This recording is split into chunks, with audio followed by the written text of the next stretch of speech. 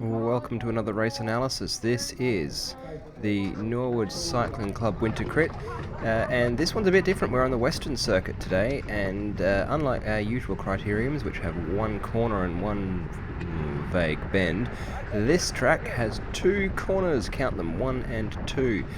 Look, honestly, neither of them are particularly challenging, but they're a little bit different from usual, so that played with a few people today. The finish straight, which we're going down here, had a bit of a headwind. And when you came around what looks like the bottom corner in this map, you came straight into a headwind, so the trick was usually to go wide, stay protected behind a few riders while you went around the corner and then punch it out. We had a pretty big field today, 31 starters, which is a bit more than usual, but I think because it was such a nice day, everyone actually came out and had a bit of a race. A few teams were out, but primarily everyone's racing for themselves. I'm here racing with Mood, which is a team I've joined up with this summer. But our race kits haven't arrived yet, so we're all kind of racing incognito. Let's have a bit of a look at the interesting parts of this race. And we're 2 laps in. We've been going at a lovely Sunday afternoon pace, and so I decided to punch it a little bit. I'm not really expecting any breakaway to get away today. It's a big field, it's a pretty good day, it's a big wide track, but I didn't really do much of a warm-up, so I figured a bit of a hit out might be a good idea. I hope someone would come with me, and someone eventually did, but as you'll see, he never really pulled through, and I ended up just sitting out the front for half a lap or so, having a bit of fun, warming up, testing the legs out.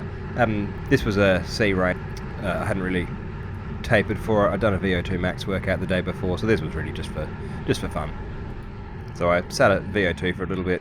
Once we got a bit of a gap, I flicked the elbow a few times, but became pretty clear he wasn't going to pull through, so since he wasn't going to, I threw in the towel. I just want to have a chat about this guy, number 230 up here on the right. This guy's got to be 6.5 feet tall, and of course everyone wants to sit behind him because you want to sit behind the big guy, get the best draft. But this guy does not give a draft. Like, you sit right on his wheel, and it is just like there's nobody in front of you. He seems to be the most aero person in the entire field, despite being 6 feet tall. I mean, seriously, I'm getting a better draft off Corey here in his full skin suit than I am off Jacob sitting upright, looking like a bus. Anywho, the team strategy today, we had Jared and Dermot, who are both strong rollers. Plan was for them to try to get up in a break if anything looked like it was going to go. Nothing had gone all day. I mean, big field, no one was going to let anything get out the road. I was sitting in a bit, and with a couple of laps to go, it was time to start moving up. Well, this is interesting. I saw this move going up the front, and I was wondering whether or not I needed to really hop on the gas and get up there. And so I started punching it, but then I saw that a lot of people were filling in gaps. And so rather than, I'm sitting here at 400, 500 watts, that's fine, I'm pushing up a bit. But I haven't hit the 1,000 watts. I haven't really sprinted out of the saddle, and I've just let people fill in those little gaps.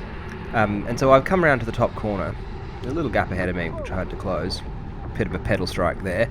But I've come around to the top corner, and other than the pedal strike, I'm right there with that attacking group without really having to burn any matches. So that worked out pretty well, and of course it just slows right up as usual after any attack. But what it did do is it ended up with me on Jared's wheel. So Jared's directly ahead of me in the brown. I give him a shout and let him know I'm here.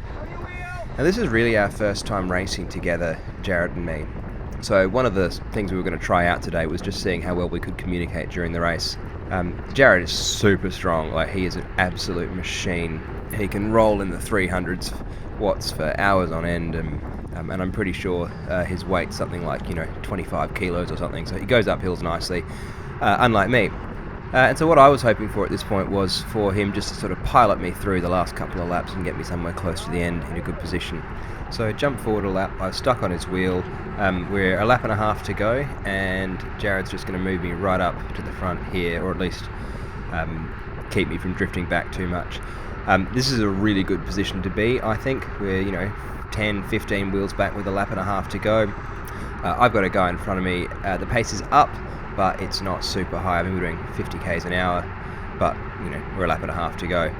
I think I averaged 380 watts for the last 2.5 minutes, but being able to sit right behind my teammate, it was as smooth as it could be. Like, if I'm having to jump wheels to try to keep up in a good position, that's going to cost me energy, but with Jared doing all the work smoothing it out for me, I mean, he's had to close a gap here, but I'm only doing 400 watts sitting in his draft.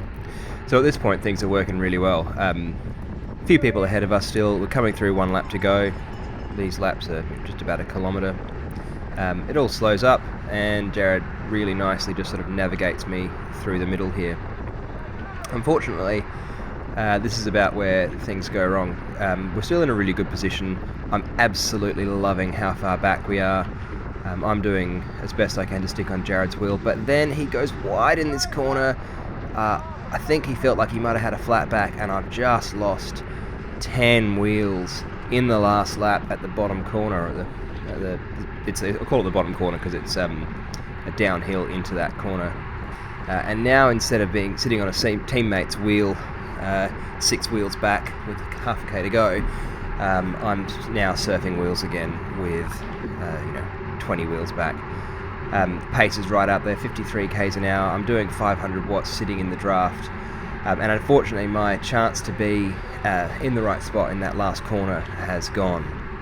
I know NorCal says you want to be first into the last corner. In this course, there's a really long sprint after the last corner, so I reckon you want to be second into the last corner with a teammate who's going to lead you out, or maybe third if you've got a couple of other sprinters. I light it up, but I'm too far back at this point. I start navigating here. Peter sits up, and I'm crossing the line on the brakes in the end. Pretty happy with my sprint. Over 1,000 watts for 10 seconds or so. Just unfortunately was a bit out of position coming out of the last corner and had way too much work to do.